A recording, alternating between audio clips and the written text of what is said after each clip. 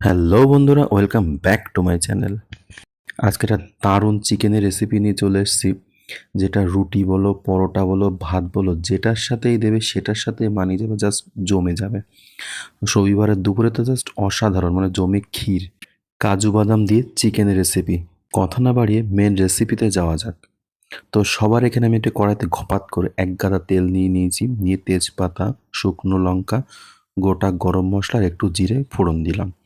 এবার এটা একটু ভাজা হলে এর মধ্যে দিয়ে দিলাম আমি 2টো বড় সাইজের পেঁয়াজ কুচি। আজকে আমি 1 কেজি মতন চিকেন রান্না করব। তো এটা একটু হালকা গোল্ডেন ব্রাউন কালার করে ভেজে নেব। দেখুন আমার গোল্ডেন ব্রাউন কালার করে ভাজা হয়ে গেছে। এবার আমি আগের থেকে বেটে রাখা এখানে 2টো পেঁয়াজ আর 2টো রসুন খুব সুন্দর করে পেস্ট করে নিয়েছি। এবার এটা দিয়ে আমি আরও কিছুক্ষণ একটু ভেজে নেব। দেখুন এটা মোটামুটি ভাজা হয়ে গেছে। এবার এর মধ্যে বাকি মশলাটা আমি দিয়ে দেবো। এখানে শুকনো লঙ্কা, আদা আর জিরে বাটা আছে, সেখান থেকে আমি পরিমাণ মতন এখানে দিয়ে দেবো। লঙ্কাটা আপনাদের স্বাদ অনুযায়ী দেবেন, আপনারা যেমন পছন্দ করেন তেমন দেবেন। এবার এটাকে দিয়ে আমি বেশ কিছুক্ষণ একটু কষিয়ে নেবো, যাতে কাঁচা ভাবটা না থাকে, মানে কাঁচা গন্ধটা যতক্ষণ না কাটে ততক্ষণ আমি এটা ভেজে নেব। দেখুন মশলাটা মোটামুটি বাটা হয়ে গেছে। এবার এর মধ্যে একটা বড় সাইজের একটা টমেটো টুকরো টুকরো করে কেটে দিয়ে দিলাম। এবার এটাও একটু হালকা করে আমি এর সাথে কষিয়ে নেব। এবার এর মধ্যে দিয়ে দিলাম পরিমাণ মতন একটু লবণ। আর আগের থেকে চিকেনে কিন্তু লবণ মাখানো রয়েছে, সেজন্য আমি অল্প পরিমাণে লবণ দিলাম। যখন পরে লাগবে আবার আমি দেব। এবার মশলাটা কষানোর পরে আমি চিকেনটা এর মধ্যে দিয়ে দিলাম। দিয়ে মশলার সাথে খুব ভালোভাবে আমি প্রথমে মিশিয়ে নেব। মেশানো হয়ে গেছে। এবার আমি এর মধ্যে পরিমাণ মতন হলুদের গুঁড়ো দিয়ে দিলাম।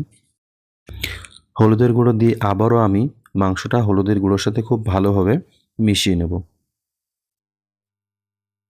মেশানো হয়ে গেছে। এবার আমি এর মধ্যে 2টো আলু দেবো। আমাদের বাড়িতে ছোট্ট একটা পুচকি আছে। তো তার জন্যে আমি আলু 2টো এখানে ব্যবহার করলাম। নাহলে আলু কিন্তু আমি এখানে দিতাম না।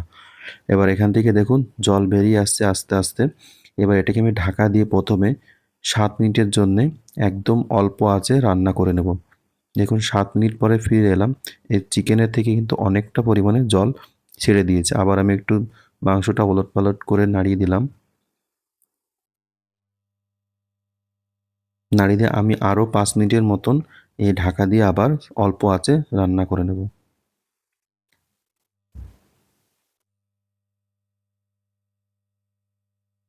দেখুন 5 মিনিট পরে ফিরে এলাম।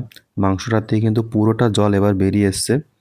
আবারও আমি এরকম একটু নাড়িয়ে, নাড়িয়ে উপরের মাংস নিচে, নিচের মাংস উপরে করে দিলাম।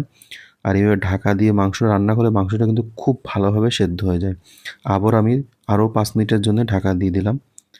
ঢাকা দিয়ে এবার খুলে দেখলাম জলটা পুরোটাই বেরিয়ে গেছে। এবার আমি মানে এই ঝোলটা কিন্তু এবার শুকিয়ে নেব। কারণ মাংস থেকে জলটা বেরোয় সেটা কিন্তু একটু হালকা গন্ধ থাকে, তো সেটা শুকিয়ে নিতে হয়। তো জালটা আমি জোরে করে খুব ভালোই কষিয়ে নিয়েছি। দেখুন কালারটা জাস্ট অসাধারণ লাগছে। আমার মাংস কষানো পুরো কমপ্লিট। এবার এখানে 50 গ্রাম মতন কাজু বাদাম বেটে রেখেছিলাম, সেটা এবার আমি দিয়ে দেবো। কাজু বাদামটা আমি আগে দিইনি, কারণ কাজু বাদামটা পরে দিলাম, কারণ কষানোর সময় তাহলে লেগে যেত। এবার পরে দিলাম। এটাকে আর বেশিক্ষণ না, মিনিট 2-3 মতন কষিয়ে নেব, যাতে কাজু বাদামের কাঁচা ভাবটা না থাকে, মানে কাঁচা গন্ধটা যাতে কেটে যায়। দেখুন কালারটা কিন্তু সাথে সাথে একটু চেঞ্জ হয়ে গেছে আর খুব সুন্দর দেখতে লাগছে। তো মাংসটা আমার কষানো একদমই প্রায় কমপ্লিট। আর মাংসটা যত কষানো হবে বন্ধুরা, চিকেনটা কিন্তু খেতে ততটা সুস্বাদু হবে। এবার এর মধ্যে আমি পরিমাণ মতন জল দিয়ে দেব।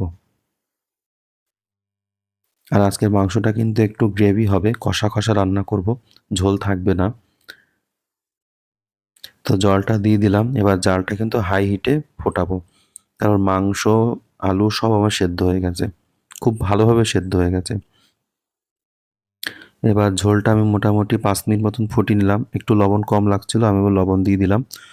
আর ঝাল তো আমরা খুবই বেশি খাই, তো তার জন্যে শুকনো লঙ্কা তো দিয়েছি, আরও 4-5টা কাঁচামরিচ এরকম ফেড়ে আমি এর মধ্যে দিয়ে দিলাম।